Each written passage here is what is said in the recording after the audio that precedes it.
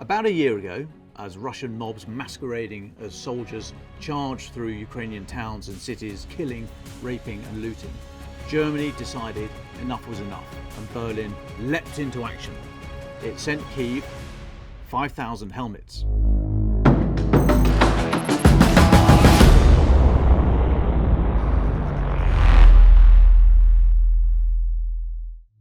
Fast forward a year, and last week it pledged tanks, infantry fighting vehicles, armoured personnel carriers, air defence systems, drones, guns, shells.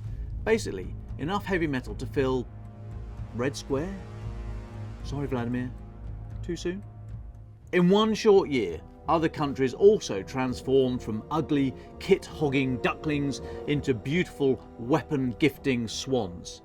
How did that happen? And what's coming next? The taboo against providing arms to Ukraine started with the argument, oh, they won't be able to use them, they're still on old Soviet equipment. That argument fell apart as we witnessed the incredible innovation of Ukrainian society. They produced things like drones that could drop grenades, or messages on how to surrender, and even vodka. The last one being a brilliant tactic to render Russian troops harmless, to be swept up much more safely later after the party had finished. Next, some in the international community said, okay, so they've shown they can use the kit, but by the time we've trained them on it, this thing will be over. Now that smacked a little bit of, we're not really sure you're going to win this, and we don't want to be in Putin's bad books when he's in Kyiv. That idea didn't go down well, and soon fell apart, partly because Ukraine showed, with those countries that had started providing training, that they could get amongst it pretty sharpish. But also because dancing this diplomatic hokey-cokey of we want Russia defeated, but we're not going to help bring that about, just didn't stand up in the court of international public opinion. They soon realised that you can't be a little bit pregnant, and they were either all in or all out. After all, NATO nations own a lot of really good weapons. They were mostly specifically designed for war against Russia. The thing is, NATO countries love holding on to them, practicing with them and upgrading them all just in case one day at some point they might actually be needed in a war against Russia. So the argument that we might need them in case there's a war with Russia was shown to be about as watertight as the Moskva frigate. Slowly the mood changed. Now remember, there's still a lot of the Russian armed forces not committed to this war. Space and missile defences, including nuclear weapons, the Navy, the very capable submarine fleet, most of the Russian Air Force that inexplicably hasn't really turned up for this fight. But defence chiefs realised that Russia's land army was being written down in Ukraine. Estimates vary, of course, but it's not unreasonable to think it will take Russia at least 10 years to build its land army up again to where it was on February the 23rd last year. So there's a window of opportunity here for Western countries to gift older kit, still capable and looking good, but getting on a bit, an idea which is close to my heart, with a plan to be ready with better kit in 10 years' time when Russia is back on the scene. All of which left the last argument against gifting military aid, that it was too provocative, that it would escalate the war. We heard this over long-range artillery, air defence systems, tanks.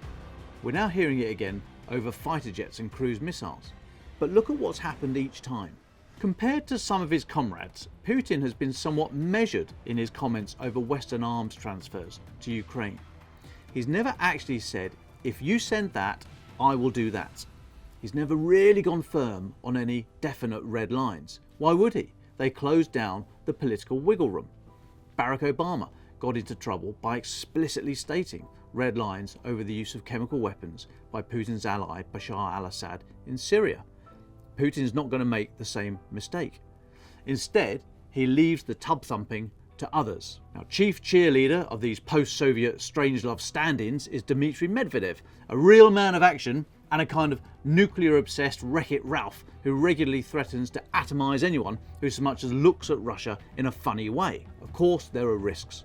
Putin is losing in Ukraine, and unless he finds a way to win, or a way to pin the blame for this fiasco on someone else, his hold on power could be weakened.